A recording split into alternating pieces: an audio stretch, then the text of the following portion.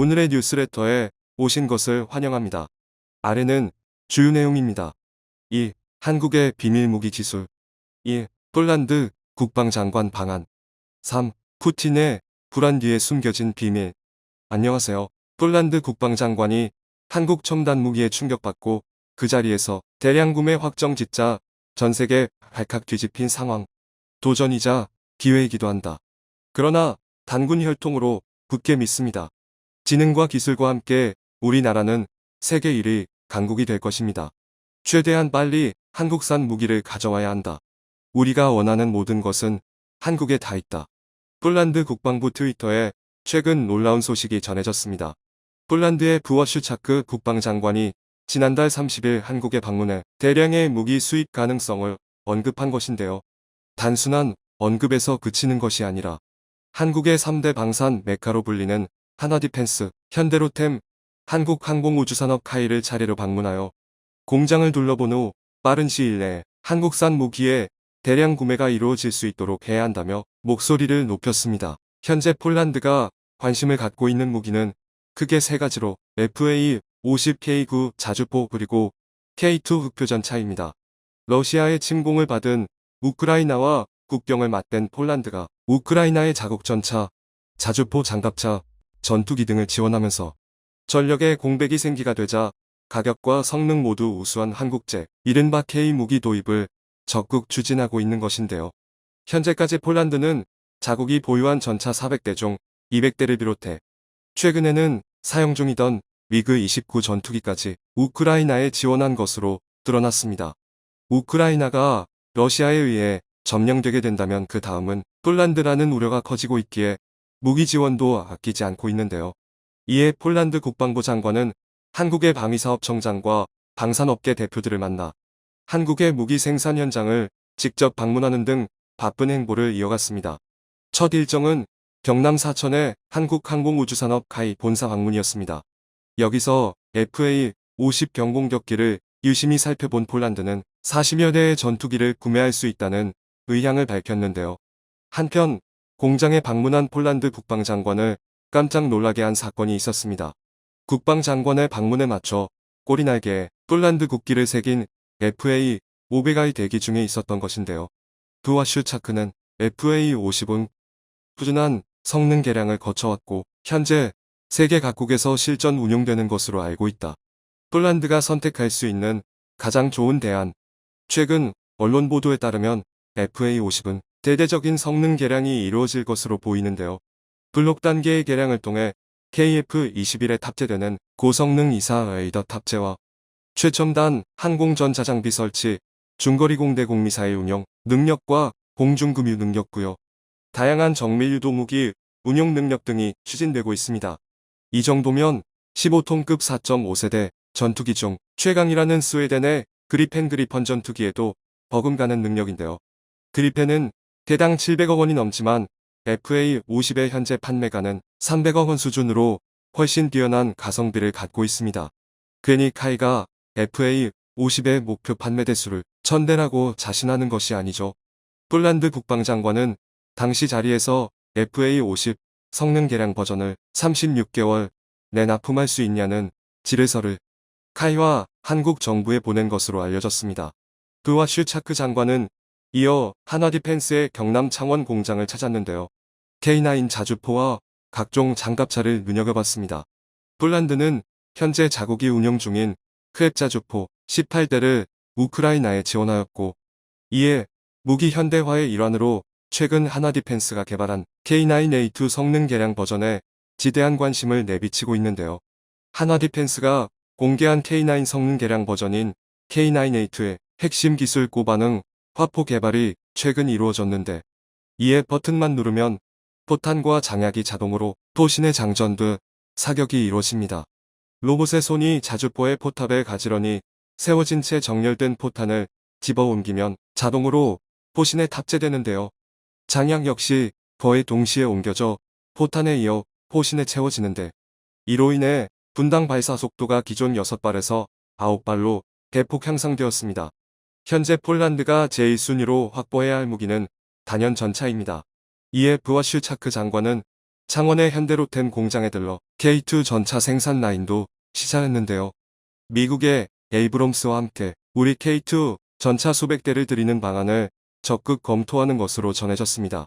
폴란드 국방부 트위터에서는 소련 시대의 탱크를 현대화하는 작업에서 한국의 K2 전차는 매우 좋은 대안이 될 수 있고 K2 탱크가 폴란드 육군에 의해 곧 사용될 것이라고 오피셜 발표를 내어 화제가 되기도 했는데요. 현대로템이 폴란드에 제안한 전차는 차세대 K2PL 전차입니다. 폴란드의 요구사항과 험준한 지형을 고려해 조건을 모두 충족시키는 전차로 개량하였는데요. 기존 K2 흑표를 기반으로 장갑을 추가하거나 내부 부품을 폴란드 사정에 맞는 부품으로 적재적소하는 등 많은 면에서 다른 전차로 탈바꿈됐습니다. 기존 국군이 운영 중인 K2 대비 전투 중량은 8톤이나 증가했고 보기륜 개수가 늘었으며 측면 오정식 반응 장갑과 전면 모듈식 장갑이 탑재되었습니다. 또한 12.7mm 원격 조종기관총 RCW를 장착하였고 조동석 위치를 차체 가운데로 이동시켰습니다. 현재 K2PL의 유일한 경쟁자는 독일의 레오파르트인데요. 폴란드 내부에서는 독일 레오파르트에 대한 신뢰성이 낮은 것으로 알려져 있는데 이는 정확히 말하면 성능보다는 독일 자체에 대한 불신이 크기 때문입니다.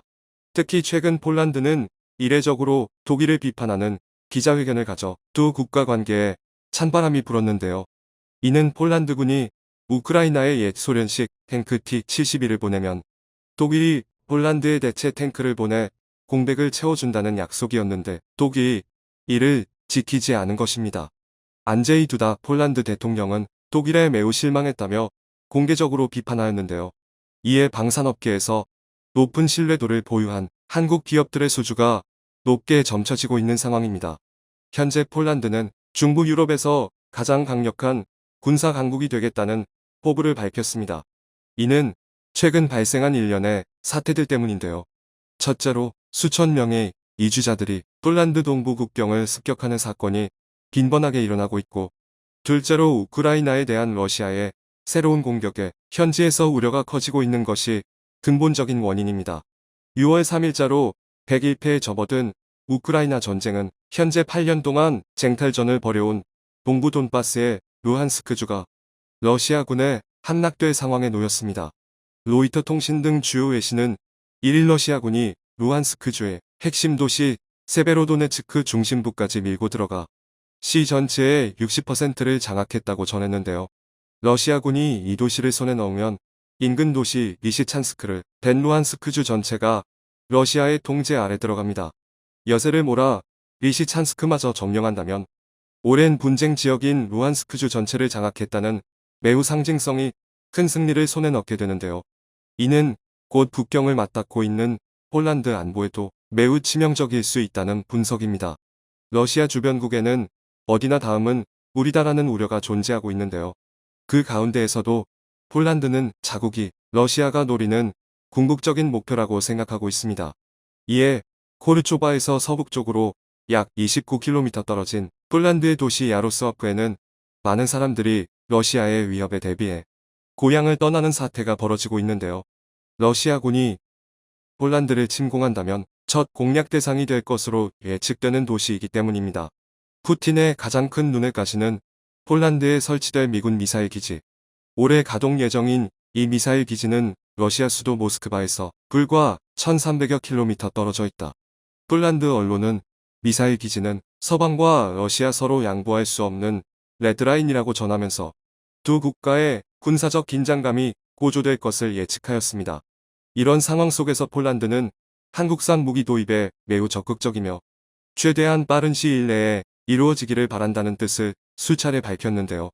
폴란드가 이처럼 한국에 대한 높은 신뢰를 보이는 것은 지난 2014년 러시아가 크림반도를 침공할 당시 폴란드가 한국산 무기를 수입하면서 그 우수성을 직접 경험했기 때문입니다.